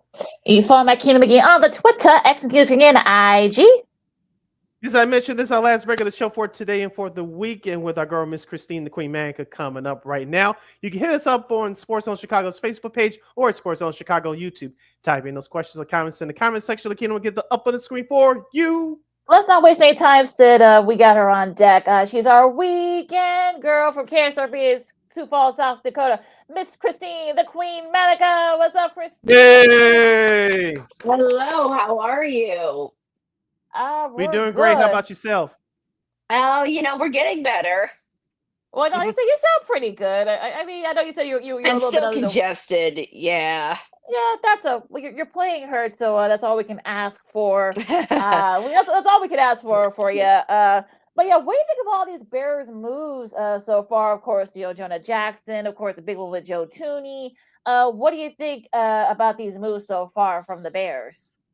You know what? Jackson and Tooney, those are great gets. I mean, Jonah, he's 28 years old. Tooney is 32. And despite his age, because that was my biggest concern, he's still putting up big numbers. He's been a four-time, all pro team member. And it shows that the Bears are hauling out the money to do whatever they can to protect their quarterback, to protect Williams. The only move that hasn't been well received, I think, just from talking to one of my coworkers, is that new tight end from the Dolphins. His name escapes me right now, but my coworker told me there's a reason why the Dolphins got rid of him. So that's the only questionable one I'm getting at so far.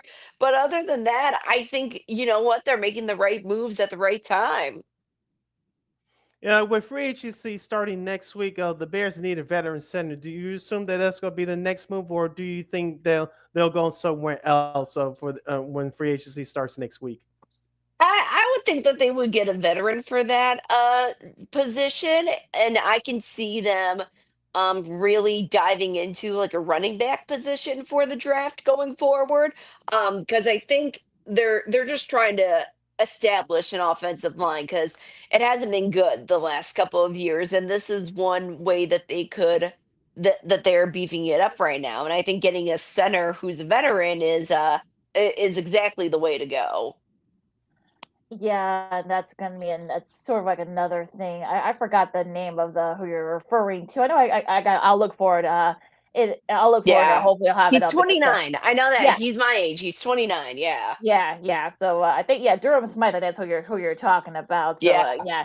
the Bears should sign him to a 1-year deal. But yeah, there might be some. He has some injury issues. So yeah, like you said. So yeah, I can understand why some people would be concerned about that.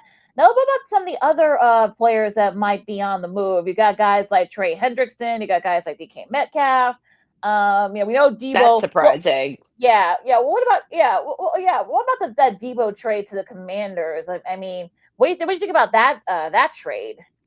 It's not surprising. I think in order to keep the caliber to where the 49ers are at and how they can, keep Brock Purdy on the team, they have to cut some extra fat a little bit. And unfortunately, I think that's Debo. The reason why I'm saying that is because out of all the players, he's one of the more injury prone players, and he hasn't really had a full season with the 49ers in a couple of seasons now. So if they were going to do it, I think they made the right move with getting rid of Debo and putting him on the Commanders, because the Commanders, they are still a rising force despite all the interesting trade deals they've had over the last couple of days. Mhm.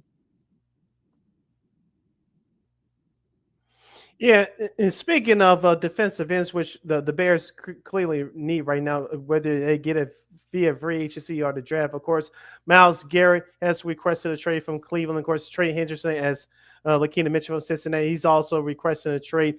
If you're GM Ryan Poles, do you at least make a call or both of those guys right now to see what it's going to take to acquire their services? Gee, with the Bears having some of the top cap space in this offseason, either one, Miles Garrett or Joey Bosa, go for one of them, because the fact that the Chargers let Joey Bosa go, oh my gosh, it's shocking to me actually that they let go such a strong player like that. So one of those two, if they can at least entice one of them to be a bear, then I think that's a win. So far though, they've been doing pretty well in the offseason, but Miles Garrett or Joey Bosa would be a big get. Well, I think the Bosa release, I think because he was doing like about 28 million, I think that's why the Chargers, kind of, said bye bye to him. And well, the rumors If are you that he want might, him, you'll keep him. That's the thing. If you yeah. want him, you'll do whatever it takes. Well, some of the rumors are that he might go join his brother Nick over at San Francisco. Sure. That rumor's been floating around as well. And I think the Bears still have what about four? Well, I think it just depends on who you talk to. They have about like 43 to like maybe like 50 million in cap space. So that's gonna be interesting to see where he goes. The Garrett thing is really kind of annoying at this point because Jimmy Haslam, who's the owner for the Browns. But he and the GM, and of course, Evan Stefanski have said that they're not going to trade Myles Garrett. Well, he doesn't want to play with y'all, so you would rather him Right. have him sit out for like the whole season, him be a distraction.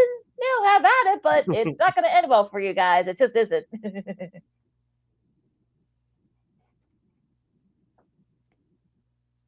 Yeah, we asked this question, sticking with football, Christine. We asked this question to our good friend of the show, Ms. Maggie Hendricks, in our last segment. Yeah. I'll ask you, Aaron Rodgers. Statistically, he had a good year last year for the Jets, but he's up there in age. He's past his prime. We've known that for the last 3 or 4 or 5 years. Do you think he's going to play for one more team next year, or do you think it's time for him to come to a realization? Say, I'm a first ballot Hall of Famer. It's just time for me to hang it up, go join Pat McAfee full time. There's no denying that Aaron Rodgers is one of the best quarterbacks in the game. Last season, he was better than, the 4 minutes that he played the first season as the Jets quarterback, but I didn't see anything too fantastic out of him last season just because he looked so depleted. He did not look like the strong Aaron Rodgers that we all are used to seeing when he was in Green Bay. I think he should hang it up. I think that's a sign of him just calling it calling it a career at this point. I don't think he should try to push his body more just because he didn't do it when he came back for the Jets last season. So I think last season is a sign for him just to walk away and call it a career. But what if he does decide to go one more year? I mean, the rumors are that he may go to the Bay Area, and play there for a year, probably try and win a Super Bowl. Minnesota, I know. Look, he gets to play control environment for more than half the season. So, if he decides to play one more year, where do you think would be the best spot for him? I don't know if anybody would want him. That's the crazy thing. I don't know if there's anybody that's willing to just like fork out that type of money for, a guy that's in his 40s, unless it's Tom Brady saying that he's coming back. So with that, the only quarterback position that I could see him going to, if they're crazy enough to do it, would be the Raiders, I think, just because they are looking for a quarterback right now. And if Tom Brady has anything to say about it and or Pete Carroll, I think that would be a route that they would probably go to just because it is a veteran presence and he is one of the best to ever play the game. He's just not the same.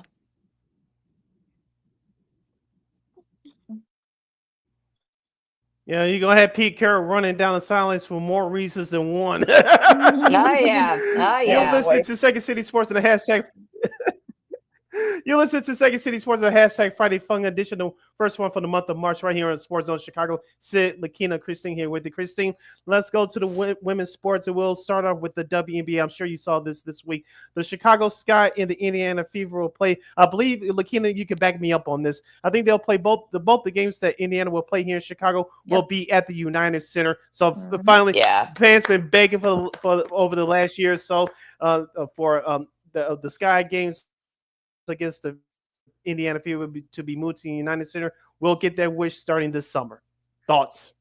I think that's a great decision just because A, Indiana and Illinois are so close next to each other, and B, just the caliber of fans that's going to draw not just from Indiana and Illinois, but for other Midwestern states. You have Iowa that's going to be coming in, Wisconsin, Minnesota. Everyone from the Midwest is going to go to the United Center just to see Caitlin Clark play. So I think that's the right decision to make for that game.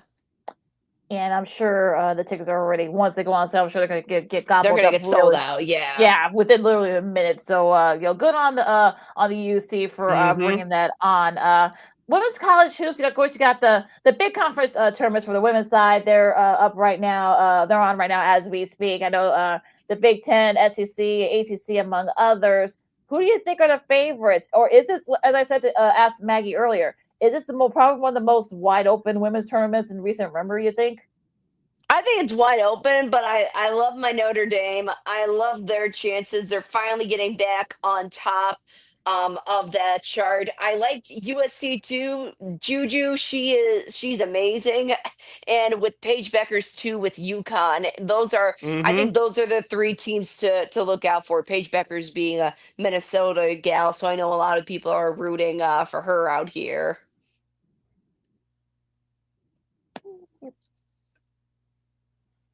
Yeah, as I mentioned with Maggie in our last segment, I watched that. I don't know if you had the chance to watch the USC UCLA game last Saturday night on Fox. It was a very entertaining game, even though USC took control in that second half. But that Lauren Betts from UCLA, as the kids would say, she's a beast, and she's definitely going to be a force to be working with in women's college basketball. As you mentioned, Juju Watkins, she's the Michael Jordan of women's college basketball. And in the next couple of years, WNBA look out, because I think it's going to be between her and Caitlin Clark, who's going to be the new faces of the WNBA. I could definitely see that happening down the road in the future. Not only are fans going to get lucky with the Caitlin Clark and Angel Reese rival, they'll also have now Juju Watkins with Caitlin Clark in a couple of years. So that's going to be fun to watch play out in the years to come. Mm-hmm. Let's switch gears here and talk some baseball. The White Sox have made some moves right now. They've got rid of a couple of their top prospects. So what do you think that? I'm not going to say that that they'll lose like 100 some games this year again. But do you see any kind of light at the end of the tunnel for the White Sox? You think? At least we won some spring training games instead of winning none and being dead last. So I guess that's a start.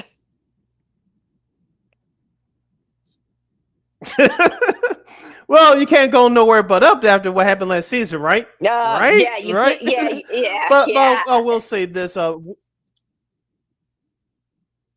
Yeah, but I will say this: you have new manager Will Venable. We'll find out more about him as the regular season starts in 20 days from now.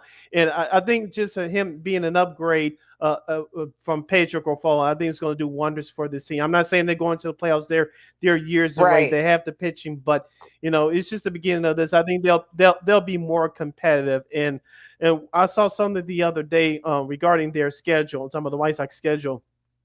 Most of the players from the 05 World Series team will be in town for that Mark Burley statue revealing in the middle of July in that series against the Cleveland Guardians. So hopefully I think the fans, barring bad weather, of course, fans will show up for that, and hopefully the White Sox will let us fans meet some of those 05 legends. If not anything else, White Sox, anything else they do right is the promotions and the giveaways. So hopefully for that weekend in middle of July when Mark Burley has his statue unveiled, let the fans meet some of those 05 World Series players. I'm just saying. Yeah. Not to mention they announced the Flo Rida concert in June. He's good in concert. I enjoyed that show when I saw him a couple of years ago. That's right. Yes, he is. Oh yes. Sorry, we all say sorry, folks.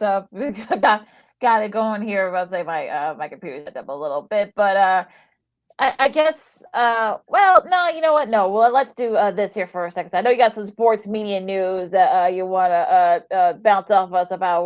What you got? Stephen A. Smith re-signed with ESPN for 4 years, $100 million. He's going to be on First Take. Obviously, that's his primary show. You're not going to see him on any other platform as much. I know you see him mostly doing NBA pregame and postgame shows on ESPN. You're not going to see that any longer. And he's still going to continue his show on Odyssey, which is on the Odyssey app, and of course, right here on YouTube. Christine, what are your thoughts? And do you like Stephen A. Smith, or you don't care about him? What are your thoughts about him signing a new deal to re-up with ESPN? I'm indifferent about him. If anything, he provides entertainment because besides, sportscasters, us telling you what's True. going on in sports, it's all about the entertainment factor too. He knows how to put on a show and he knows what to say in order to stir up a conversation, whether it's a good or a bad direction. So he got his money. He got what he deserved. And, people do give him a hard time, and that is fair to say because he's not really as much involved with the players and coaches anymore. And that's fair to say too. But he's paid his dues. There's a reason why he's getting such a big contract for the next 4 years. So I'd say good for him, and he's just gonna keep stirring the pot with all the haters. Well, the one thing I will say about Stephen A, I'm kind of like I said, I'm kind of different about him. Hey, look, I admire the hustle. He's getting 100 million. Look, you can't really hate him No. for that. Bad news for ESPN though. Around the Horn, a long time debate show on ESPN. It's now canceled. There were rumors about this for the last few months, unfortunately, and now it's been confirmed that it is it is going to be canceled. And once once their last episode airs, the 4 o'clock our time, because we're all on the Central Time Zone, Sports Center will take over that slot. So definitely the end of an era, would you say? So Chrissy, I'll start with you. What do you think about that news? It's part of the trend that we've been seeing, unfortunately, not just in sports media, but in media in general, just making those big cutbacks. We saw it, earlier this week with ABC announcing some layoffs when it comes to their programming in Good Morning America, 2020, that kind of area. And ABC is also owned by Disney. Like that's whole part of the Disney company. They're all under the same umbrella. So it's not totally surprising, unfortunately. Um, yeah, it's sad to see traditions like that go away, but it's part of the new norm, unfortunately. Yeah, especially with the rise now of social media, you can catch different types of programs by different types of personalities anywhere, anytime you want to. So, when we're around the horn, just like Pete Lakina, when it started about 25 years ago, the internet was just taking off. So you didn't have social media like you do now. So you can catch clips and other people, personalities that you like talking about sports, different topics, delivering in a different way. You have all kinds of options now that you didn't have as many options back then. So around the horn, which it was a good show, and I'm not saying this just because I have both of you ladies on, but I'm glad they started inviting more women on to the panels throughout the last few years, Yeah. like Mina Kimes and Chicago's very own Tony Corona, who currently covers the Bears for ESPN. So I'm glad they did that over the last several years. Just give the sports fans a new voice and to hear different opinions. Yeah, May 23rd is going to be the last Yeah. episode. That's going to be on a Friday. So, like you said, the 4 o'clock Sports Center we'll take that slot until an official replacement has been named. I know some people said that perhaps maybe a PTI going for an hour. Well, unfortunately, Mike Roman has kind of put a kibosh on that, saying, look, I can't even get Tony Kornheiser to do a half hour, so you get an hour. So, it'll be interesting to see what they do here. Will they do like a hodgepodge of shows like through every Yeah. seasonal stuff? So I can probably see them probably doing that more. But yeah, definitely the end of an era for Around the Horn. I know that once Max Kellerman left for greener pastures over at Fox, well, yeah, I guess there was a thought that maybe the show went down. It didn't. Tony Reale definitely kept the show going. But like you said, Christine, definitely a change of a new normal when it comes to like sports, debate shows and stuff like that. So yeah, definitely it's disappointing. But like you said, Christine, it's part of there's a bigger issues over at Disney's, Yeah. unfortunately. So yeah, what we saw, you guys saw like 200 people got laid off.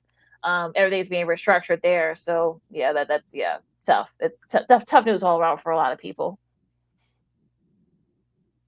Yeah, and also too tough news for the folks at Odyssey after reemerging from bankruptcy.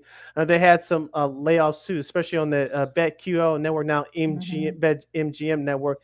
Some folks behind the scenes, and a couple on their talent folks got laid off too. So, unfortunately, this is the world we live in. And when you're going in debt, you got to cut costs. Unfortunately, stuff like this happens. This is unfortunately the ugly side of the business. Yeah, absolutely. Well, the Cubs and the Sox, excuse me, are going to be facing each other on CHSN coming up at 2:05.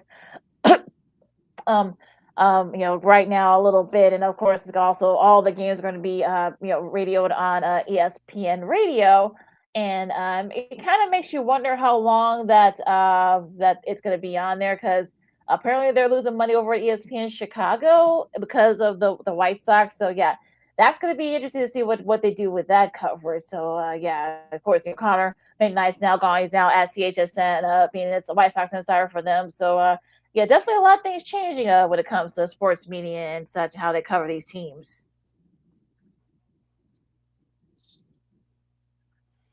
Yeah, and I know that ESPN 1000 had surprisingly had their ratings were up for a minute last year, even though the White Sox were historically losing games. Their listenership was up last year, but like you said, so this live broadcast, they don't have a full-time pre and post game host, like you mentioned, since Connor McKnight left for CHSN. So I actually like Len Casper and Darren Jackson on the radio. No offense to Yeah. John Shriver, who I got a chance to meet a few times last year. Great guy, but I really enjoyed the radio broadcasts. So hopefully, like I said, the sooner the better for the White Sox starting winning, just like in 2021. More people will tune into your product, and that's the name of the game, especially in the business of sports, and that's all your sports, not just baseball, for all the other three major sports as well. Mm-hmm. Yep, Yeah. absolutely. Yeah, I absolutely agree as well. And let's talk about the men's tournament for a second. Well, we know that the men's, of course, the bigger conferences aren't, won't start till next week, Christine. So, what are your favorites on the men's side? We talked about the women for a little bit. What about the men? Any standout teams on the men's side that that might be on their way to San Antonio next month? You know what? I think the men's side is more open than the women's. The women's, you can tell who the star teams are going to be. The men, it's been a thriller for a lot of the times. We saw a lot of buzzer beater shots this past season for the men's side for college basketball. Michigan State is the first one that comes to mind where they got the buzzer beater right at the end of it. UConn is slipping this year, so it really is anybody's game now. This is the time to stop UConn's winning streak. Mhm. What about any of our local teams? The Bradley Braves from the Missouri Valley Conference. They finished number 2 in the conference this year. They play their tournament game tonight. Of course, the Final Illini in the Big Ten. They're 19-11 right now. They finished their regular season tonight at home against Purdue. Do you give either of those teams chances to make noise in the tournament? It's always tough. There's always those surprising teams that make big runs during the big dance. Bradley could be up against it when it comes to these bigger schools. And Illinois has been a part of it before. I think they have a chance to surprise people. Um, but it just depends. It all depends on the day. I feel like with men basketball, it all depends on what the yeah, it's kind of just open season, I think, in my mind.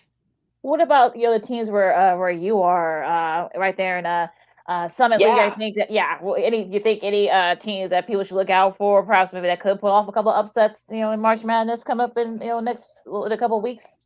For the ladies' side, for the University of South Dakota Coyotes, they unfortunately lost their game yesterday. And then for the South Dakota State Jackrabbits ladies, they did beat their game yesterday. They did win. And right now for South Dakota State, for the men's, they are seeded number 1 right now. They have their game later on tonight. Same thing with the USD Coyotes for the men. They have their game in just a little bit. It's kind of an interesting cross-state rivalry going on. So you have USD playing NDSU, and then you have the Jackrabbits facing off against the University of North Dakota. So it's kind of funny how this is a cross town type of games happening for the two South Dakota teams. But yeah, those are going to be kicking off later, yeah, in a couple of hours, I'd say. Yep. All right, last question for me, Christine, as we wrap it up here on Second City Sports on the hashtag Friday Fun Edition. Yours truly, Sid the Kid, Lakina McGee, and Christine the Queen Manika. Last question for me, Christine, of course. Pro Football Hall of Famer head coach Jimmy Johnson announced his retirement from Fox Sports recently on the Colin Cowhurst show. Of course, he worked with Fox for over 30 years, ever since his inception in 1994. Of course, he coached the Miami Dolphins from 96 through 99. And he's had a great career, obviously, in coaching. That's why he's in the Pro Football Hall of Fame. He had a great career analyzing games for the NFL on Fox. My question to you is, who do you think should replace Jimmy Johnson on that in a Fox NFL Sunday set? Is it Rob Gronkowski, who's there part-time, or should it be somebody else from a different network, perhaps? Oh gosh, Jimmy Johnson, what a career he's had. We all kind of knew it was coming when they did a little tribute for him at the end of the season during the Super Bowl. So what a career both on the field and in the broadcast booth too. I've heard people say that maybe Tom Brady should go into that spot. And then Greg Olson can go back with Ken Burkhardt and Aaron Andrews in the number one position. But I don't know. It's kind of, I could see Rob Gronkowski taking that position. I can also see Julian Edelman getting involved because he had some action with the Fox Sports guys last year. So I would say any of those top three, which just happen to be former Patriots players, I say either one of those three can have a chance to be in the big booth. What's funny is that Gronk has said that he doesn't really prepare, so he's basically just He winging it. doesn't. He doesn't. Which I totally believe that. So yeah, definitely, yeah. So I could definitely see that. I know Julian Edelman does a great podcast. You guys can check that out. One of the top sports podcasts, and I think it's in the top 10. But yeah, I can definitely see either one of them. Like, I don't think, look, you're not gonna put Brady in studio. You're paying the man like $300 some million. You're not gonna pay him to sit in the broad. Yeah, even he did well in the broadcast chair, in the studio chair. But yeah, you're paying way too much money for that to happen. Another crazy idea that I just had for an option, maybe Drew Bledsoe for the heck of it. Just troll Tom Brady a little bit every week. Why not? Well, look, they get along really well. Well, look, he has that great dry sense of humor, so sure, why not? I think he would be good in that position. Well, I'm surprised he hasn't done any podcasts. I know he's done a lot of interviews. He's made the rounds since the Brady roast last year. So he did Julian's podcast, and I loved hearing that. So I think he would be great as a broadcaster, aside from his winemaking at his winery. Yeah, well, and his kids are older, so that won't be an issue either. So it's interesting. There's a wild card there now. Real quick, the Lakers, they've won 8 in a row. They've won 10 of the last 12 since the Luka trade. Do you think they're now the favorites in the NBA? 100%. We were just talking about that today. The Lakers are a force, and the Mavericks are sinking slowly but surely. It's quite the scene in the NBA that we've been seeing unfold for the last couple weeks. I gotta throw my mom under the bus here for a second. So I saw her last week, and we were having dinner, and we were watching the Lakers Clippers game on Friday night. I think they were playing the Clippers, and all of a sudden I hear her say, "Oh my gosh, LeBron's hurt," and I'm like, "What?" So then I look at the at the TV, and I just said, "Mom, he just flopped." And then she's like, "No, no, no! Like he's hurt. He's holding his ankle, and he's like holding his breath." And I'm like, "Mom, no! Like they're only replaying it because they're trying to determine what the foul should be." And then she's like, "No, no, no! Don't dismiss this, Christine. It's going to be a big story." Oh, You goodness. know, 50,000 points later, Mom, I think LeBron James is fine. So I had to throw that little nugget in there and kind of give her a hard time a little bit because, and she knows basketball. Like she's watched me and my sister enough, and we've gone to enough games together. She should know what a flop looks like, and she was very convinced by LeBron's acting there. So LeBron at least convinced Colleen to not give him the foul. So there you go. I hope your mom doesn't listen to this later or watch this later on. So Oh, I've been giving her a hard time about it for a week. I'm like, yeah, Mom, LeBron's really hurt. Oh, goodness gracious. Want to know some breaking news here that Ozzy's back. I know your husband. I know your husband's Chris is very happy, Christine, about the Lakers. So Yeah. Oh yeah, he's very happy about the Lakers. Yeah, he's excited. Yeah, as he should be. We'll see if they can get to the top here. Now, some breaking news from CHSN. Ozzy's back. Ozzy again, it's now official. Ozzy again will be alongside Chuck Garfien all season long for White Sox pre and post. Of course, we all kind of figured that was going to be the case, Yeah. but it's now official. I still can't watch it, so I'm happy for all those folks that can. So yeah, we know Ozzy will they'll let him let it rip, as they say. So yeah, Ozzy's back in the pre and post chair next to Garfien. So great to see it now. Now that's official. Yeah. Ozzy's a good guy. I love Ozzy. He should be the coach, but what do I know? Mhm.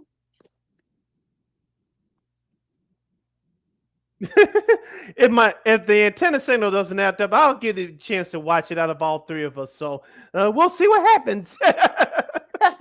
Anything else, guys, before we disperse?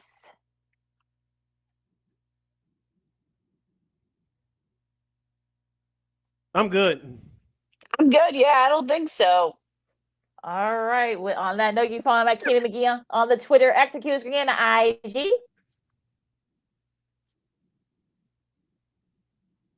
You can follow yours Shirley Sydney Brown on the Twitter, X, and the IG at CKID. Once again, it's CKID. That's SIDKID80.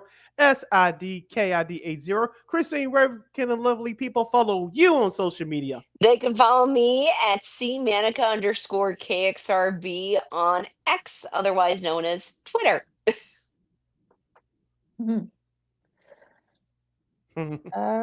All right, you can Second City Sports every Monday and Friday from noon to 2 p.m. Central Standard Time right here on Sports Zone Chicago.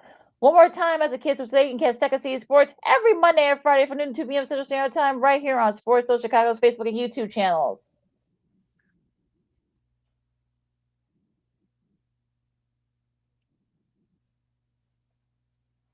Yeah. Uh-oh. Don't forget to download that Sports Zone Chicago app. Don't forget to download that Sports Zone Chicago apps wherever you get your apps. Please follow us on Sports Zone Chicago on all social media platforms.